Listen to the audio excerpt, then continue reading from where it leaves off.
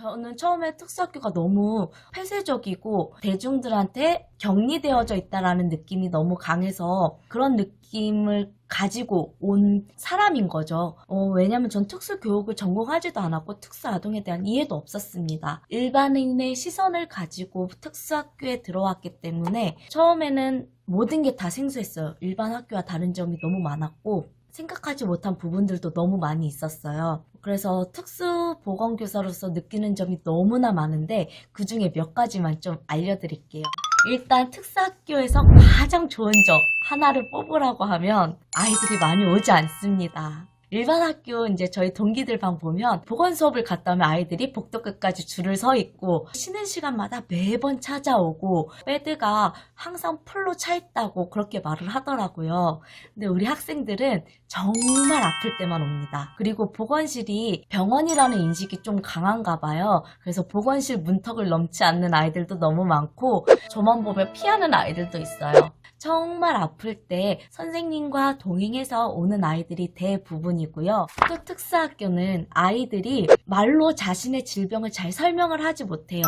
아픈 부위를 가리키거나 이런 것들도 좀 불분명할 때도 많고 특히 두통, 복통, 어지러움 이런 것들은 본인들이 잘 설명을 못하는 경우가 많아서 아이들이 어디가 정말 불편한지에 대해서 좀 체크하는 부분이 아직까지도 좀 많이 어려운 부분이에요. 이제 상처 치료 같은 경우도 이제 상처를 소독하고 연고를 바르고 밴드를 붙이면 대부분의 학생이 밴드를 그냥 훅 띄워버리죠. 그래서 밴드를 대용할 수 있는 그런 연고들을 많이 사용을 하고 있고 그리고 대부분이 중추신경계 약물을 복용을 하고 있고요.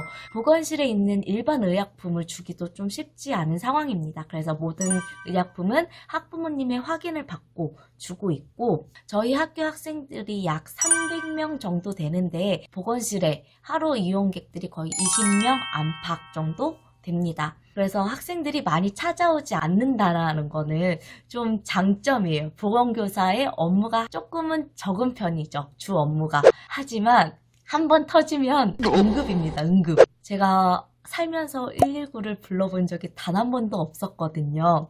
근데 특수학교에 처음 발령 나고 4월 달에 119를 불렀어요. 뇌전증 발작을 하고 나서 산소포화도가 낮아서 119를 부른 적도 있고요. 지체 학생들이 뇌전증 발작을 하게 되면 심하게 하는 경우가 많아서 그 학생들이 뇌전증 발작을 일으키면 좀 많이 긴장을 하고 있는 편이긴 합니다.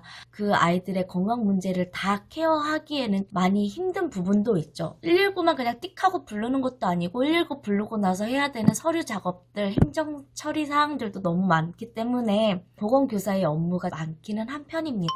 저희 학교에는 일단 지체장애 학생도 있고 지적장애 학생들도 있고 또 학교도 너무 넓다 보니까 뭐 신관동, 본관동, 지체동, 전공동 다양한 건물들이 있습니다. 이제 지체동 같은 경우는 아이들이 다 휠체어를 타고 있고 크게 뭐 아픈 경우는 보건실까지 올 수가 없어서 제가 그쪽까지 뛰어가야 하는 경우도 왕왕 발생하고요. 그리고 초, 중, 고 학생들이 다 있기 때문에 모든 건강검사를 일반 학교와 똑같이 다 챙겨야 합니다. 건강검진하는 학년, 결핵검진 학년, 뭐 소변검사, 구강검사 다 동일하게 챙기는데 특수학교의 특성상 또 방문검진을 합니다. 그런 거를 다 케어하고 관리하고 시간 조정하고 와서 모든 일정을 다 소화시켜야 하는 게 보건교사의 역할이고요. 보건교사의 3월 업무 중에 하나가 모든 전교생의 건강 문제를 파악을 하는 업무가 있어요. 특정한 질병이 있거나 건강을 좀 눈여겨봐야 할 학생들을 3월 초에 선별을 하는 가정통신문을 배부를 합니다.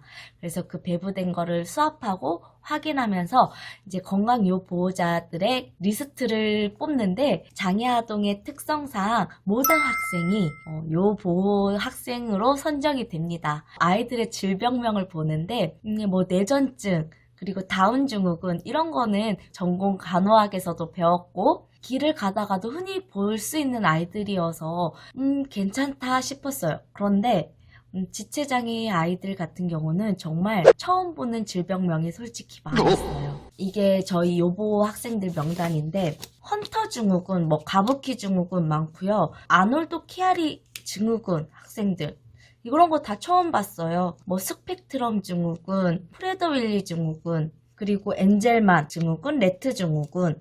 이렇게 들으면 너무 무섭죠? 보건선생님들 허걱 하실 거예요.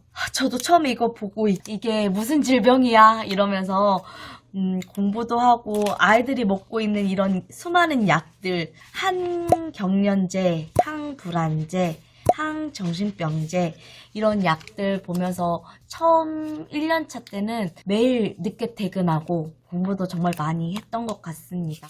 특수학교는 학생들이 다치는 경우도 있지만 교사들도 너무 많이 다쳐서 옵니다. 교사들이 학생을 관리하다가 학생들이 이제 행동에 문제가 있거나 감정 조절을 잘 못하는 경우 교사를 공격하는 행동을 하게 됩니다. 그럴 경우 교사는 그 아이한테 방어적인 태세를 취하긴 하지만 대부분 맞고 물리고 뜯기고 손톱 자국 정말 많이 오세요. 그래서 교직원들이 좀 많이 다쳐서 오는 경우가 많고 그 교직원의 수가 굉장히 많습니다. 160명에서 180명 정도 되는 것 같아요. 교사 있고 교사 외에 특수교육 실무사 선생님들이 있고요. 그 다음에 돌봄교실을 운영하는 에듀케어 강사가 있습니다. 통학버스를 운영하고 있기 때문에 통학버스를 총 7대 운영해서 거기에 있는 기사님들 그리고 통학버스 실무사님들도 계세요. 사회복무요원들도 있고요. 그 외에 자원봉사분들도 많이 오고 해서 보건교사가 신경 쓰고 해야 되는 교직원 수도 정말 많다. 그리고 장애 아동을 제가 본 적이 없다고 말씀드렸잖아요. 그리고 제가 교직 이수를 배울 때도 특수교육학을 배운 게 아니기 때문에 보건교육을 하는 데 있어서 좀 많은 어려움을 느껴요. 장애 학생 아동을 대상으로 하는 보건교육 자료가 많이 없어요. 그래서 이제 제가 교육 자료를 개발하거나 아니면 초등학생용 교육 자료를 가지고 와서 교육을 하는데 초등학생 교육 자료도 솔직히 많이 어렵습니다. 유아 수준의 교육도 많이 어려운 실정이에요. 특수학교라고 교과서가 없는 게 아니거든요. 보건교과서가 있습니다. 근데 그 보건교과서의 내용들을 아이들이 많이 따라가지 못하는 경우가 많기 때문에 교과서 활용을 잘 못하고 있는 게 좀 단점이에요. 보건 수업을 통해서 아이들이 이제 발전해 나가는 모습이 눈에 보이면 그게 너무나 즐겁고 아이들한테 사소한 거에 감사함을 느끼게 돼요.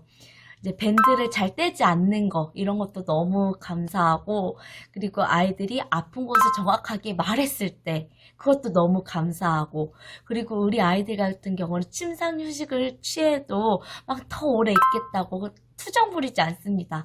괜찮아지면 자기들이 스스로 일어나서 가겠다고 말을 하고 너무나 예쁜 부분들도 너무나 많아요. 발음이 잘 안 되는 우리 지체 애들이 보건선생님이라는 말을 했을 때 그리고 저만 보면 막 좋아서 어쩔 줄 모르는 그 모습을 보면 그냥 뿌듯하기도 하면서 너무 예쁩니다. 특수학교에 대한 불안감은 있었지만 지금은 그래도 특수학교에 잘 적응해서 행복하게 학교를 잘 다니고 있습니다. 혹시 신규 보건교사 선생님들이 특수학교에 배정 받으셨더라도 너무 당황하지 마시고 특수학교의 장점들도 너무나 많으니까 저처럼 임용을 포기하려고 생각하지 마시고 특수학교 보건교사로서 자부심과 뿌듯함을 일하면서 보건교사로서의 역량을 조금씩 키워나갔으면 좋겠습니다. 그럼 안녕.